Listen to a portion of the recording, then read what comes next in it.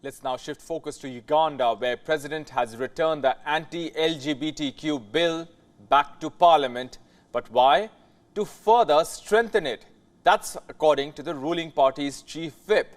The bill, which calls for stringent penalties against anyone who engages in same-sex activity, has been condemned by the global community and human rights campaigners widely.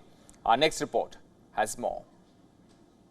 Ugandan President Yoweri Museveni will send a bill containing some of the world's harshest anti-LGBTQ legislation back to Parliament for amendments, the ruling party's chief whip said on Thursday.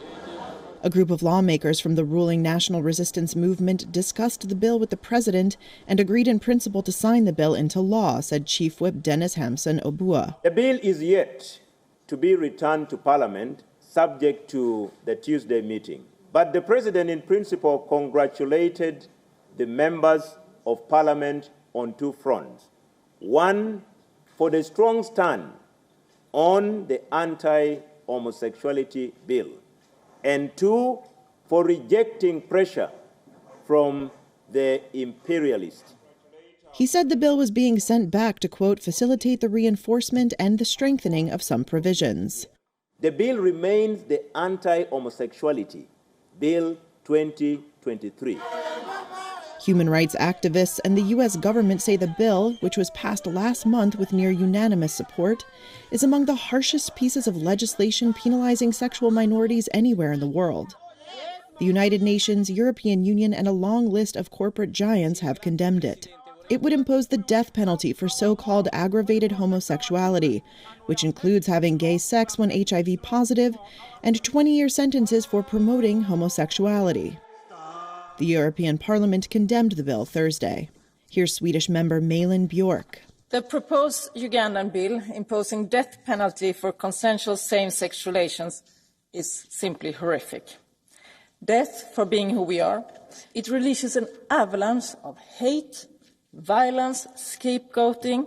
The bill has already triggered a wave of arrests, evictions, and mob attacks against LGBTQ+ Ugandans, members of the community say. Ugandan photographer and LGBTQ+ rights activist Papa de Delavi Kwagala was living in South Africa when the bill passed. Let me give you a picture of how it is in Uganda right now. Queer people are being thrown out, backed up by law. They do not have housing anymore. They don't have shelter. There is no safety whatsoever. That's what I can say about that. Queer people can't get medication. Queer people can't get education. And at the moment, there is a lot of mob justice that is happening, beating people up, killing people.